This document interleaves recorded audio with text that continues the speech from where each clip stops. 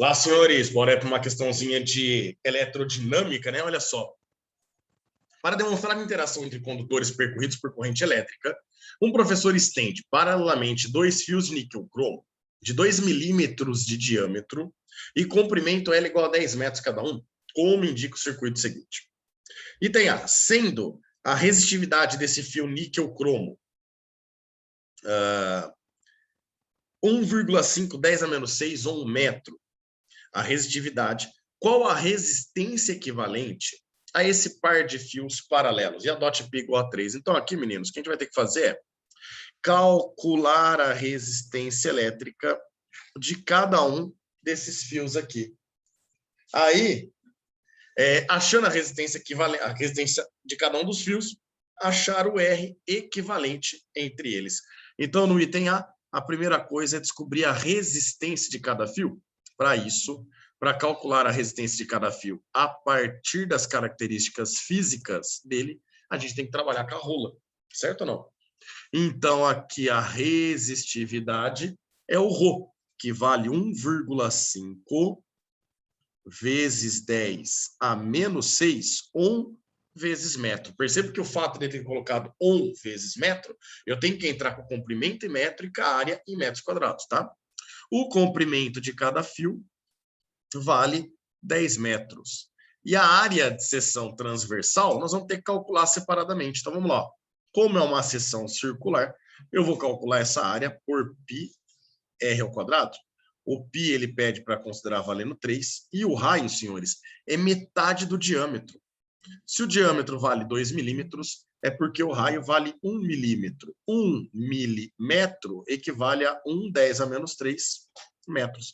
Então, a gente chega que essa área vai ser 3 vezes 10 a menos 6 metros quadrados. Portanto, é esse valor que vai entrar aqui, ó, 3 vezes 10 a menos 6.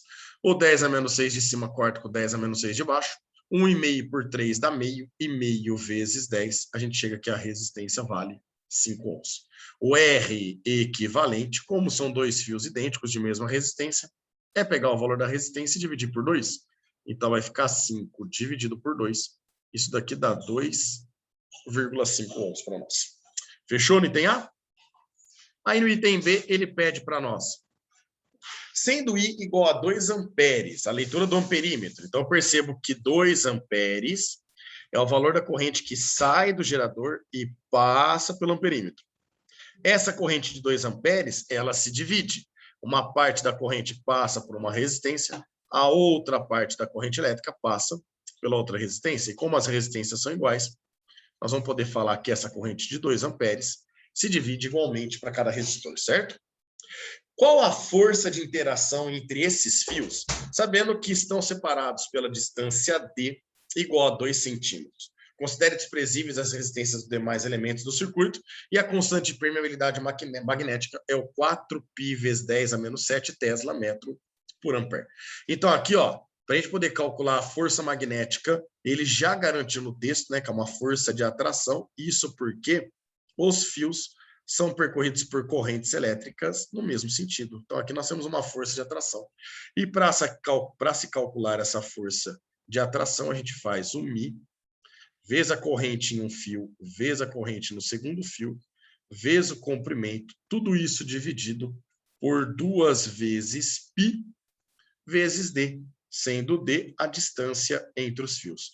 Então, colocando os valores aqui, ó, o μ que é 4π 10 a menos 7 Tesla metro por ampere, a corrente 1 vezes a corrente 2, o comprimento dos fios, né, que vale 10 metros, tudo isso dividido por 2 vezes π e vezes a distância entre eles, que tem que entrar em metros, hein? Essa distância vale 2 centímetros, passando para metro fica 2 vezes 10 a menos 2. Aqui em cima eu tenho 4π e embaixo 2 vezes 2 também dá 4π, dá para cortar. Aí vai ficar o 10 a menos 2, passa para cima, fica 10 ao quadrado. Com 10 a 1 fica 10 a terceira. Com 10 a menos 7, a gente descobre que essa força vai dar 1 vezes 10 a menos 4 newtons para nós. O 10 a menos 7 com 10 a terceira, sobra o 10 a menos 4. Fechou, senhores? Grande abraço a todos e até a próxima.